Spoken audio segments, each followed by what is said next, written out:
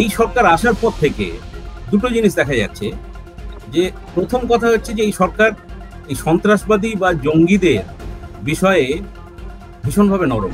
Hizb ut তাহরিরের মতো নিষিদ্ধ সংগঠন তাদের জঙ্গি বলা যায়, অন্তত সরকার তাদের জঙ্গি বলেছে। এই সরকার তাদের নিষেধাজ্ঞা তোলেনি, কাজেই তারা এখনো সরকারি লেভেলে নিষিদ্ধ জঙ্গি সংগঠন। তারা এই 5 তারিখের পর থেকেই ঢাকাতে প্রকাশ্যে সভা সমাবেশ করছে।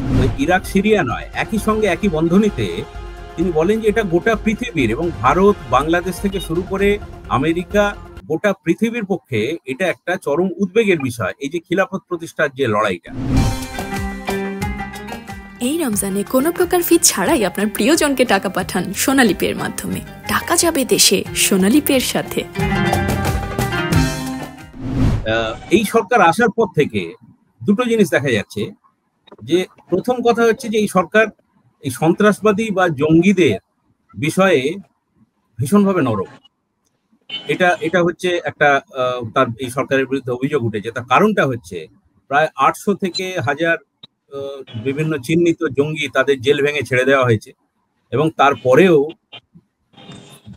আপনার বেশ কিছু জঙ্গি নেতা তাদের মুক্ত করে দিয়েছে সরকার এবং মানে অবলীলায় তারা মুক্ত হয়ে বেরিয়ে চলে এসেছে।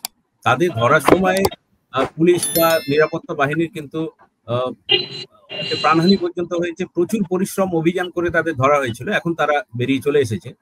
এবং দেখা যাচ্ছে যে হিজবুত তাহরিরের মতো নিষিদ্ধ সংগঠন তাদের জঙ্গি বলা যায়, অন্তত সরকার তাদের জঙ্গি বলেছে। এই সরকার তাদের নিষেধাজ্ঞা তোলেনি, কাজেই তারা এখনো সরকারি লেভেলে নিষিদ্ধ জঙ্গি সংগঠন। তারা এই 5 তারিখের পর থেকেই ঢাকাতে প্রকাশ্যে সভা সমাবেশ করছে। তারা প্রেস ক্লাবের সামনে 7 তারিখে প্রোগ্রাম করেছে, 7ই আগস্ট, এবং তারপর তো একটার পর একটা বিভিন্ন জায়গায় তারা পোস্টার মারছে, তাদের লোকেরা দাঁড়িয়ে ইশতেহার বিলি করছে, প্রেস কনফারেন্স পর্যন্ত তারা করেছে। তো এই যে ব্যাপারটা, প্রকাশ্যে কর্মসূচি তারা করছে, এই বিষয়গুলো এবং তাতে বলা হচ্ছে যেটা যে বাংলাদেশে গণতন্ত্রের বদলে ইসলামী শাসন ব্যবস্থা এবং খিলাফত প্রতিষ্ঠা করা হবে।